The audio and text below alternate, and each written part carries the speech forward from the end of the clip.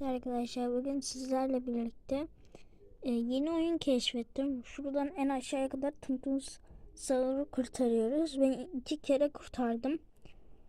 Üçüncüye şimdi seninle birlikte böyle kurtaracağız. Aynı şeye benziyor.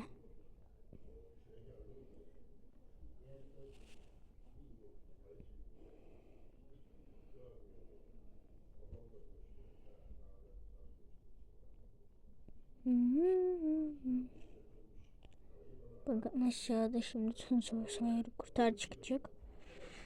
Aa, çıkmıyor bende nedense. Bakın en aşağıya gidiyoruz. Bende siber şey var. Siberde böyle kazıyorum ben.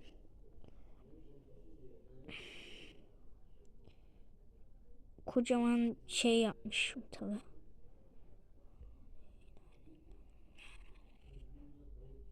Aa, çıkmış. Bakın. Hadi 3. kez yapalım bunu. Sonra 4.'yü de yarın yaparız artık. Ne yapalım? Yoruluyoruz. Kaç saattir bununla uğraşıyorum. Wow!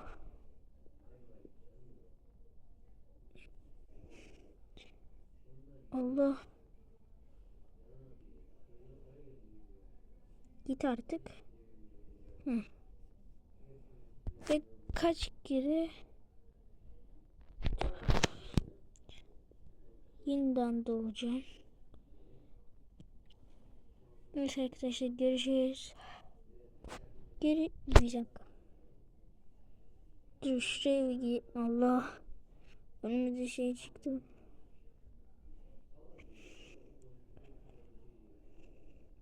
Hadi görüşürüz arkadaşlar. Bay bay.